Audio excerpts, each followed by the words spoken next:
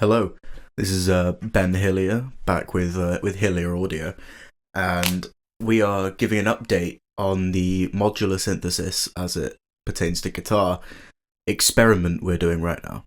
So I have started building a couple of modular rigs just to give things a go. As I mentioned in part one, the objective of this is to build an ambient layer on top of some of the heavier guitar tones I'm working with. So I have designed the modular rig to work alongside my custom Fender Stratocaster in drop G an octave up.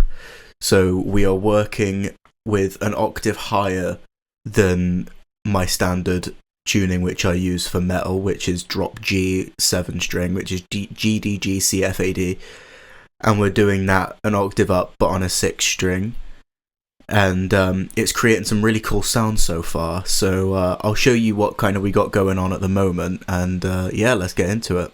So this is my Logic project for the song that I'm working on that this is going to go into. It's been a song that's been a long time in the making. It's been in the works for about 6 months or so now. I just can't decide how I want it.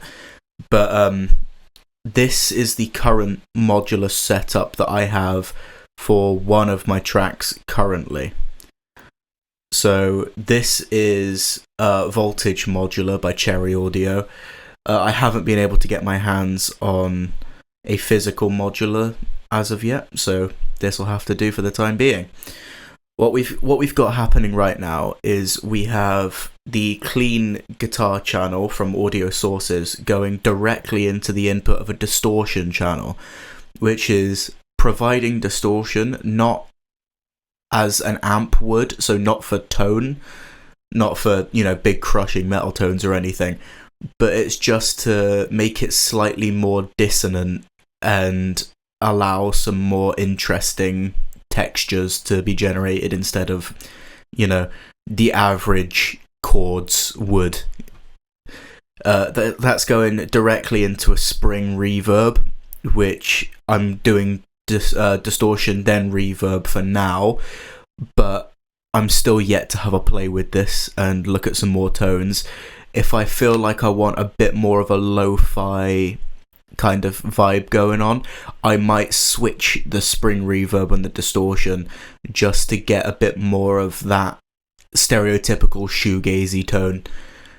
And then we've got that going into a 6 input mixer, which is mixing the levels of different parts of the signal, because I have quite a lot going on right here. So alongside that, which is going into input 1, we have some ring modulation going on, and what that's being triggered by and what's happening there is the clean audio is being triggered by the reverb.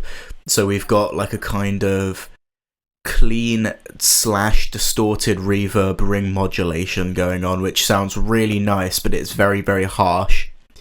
So to accommodate that, I have sorted and messed with it, and I've had that in input 2, and I've balanced the two together so the harshness of both channels can be tamed slightly but can be mixed together to create a very nice and pleasing sound.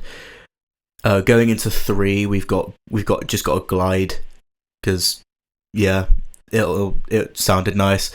And then in channel 4, we've just got the wet delay that is coming straight off of the distortion. So we've got a distortion going into a reverb and a delay, which both mixed together sounds really, really nice, and it opens up this massive space.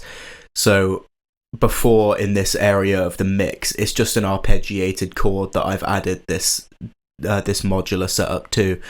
What's going on at the moment with that is the guitars take up a lot of the low mid range, and the bass obviously holds all of the low end of the mix, but the high end of everything seemed very open and shallow. So what I've done here is I've just added enough spatial effects so that it opens up the top end of the mix, and it gives us a lot more air to work with. So from that, you can see the very basic setup of everything and how it's all coming along. This is just a prototype for the time being. We've got some material recorded and stuff like that, but there is a very real possibility that this evolves and turns into something slightly different. But there are going to be multiple drafts and multiple different, I'm going to change the orders of things and add new effects and things such as that. But now that we've got the basic foundation down and I've had a chance to experiment, then this could turn out to be a very interesting method of sound generation for my genre of music. And just so you can hear what it sounds like now, I will throw the audio in raw during the outro. But anyway, thank you for watching, thank you for keeping up with this project, and I will keep you updated over the next day or two with what adjustments I end up making.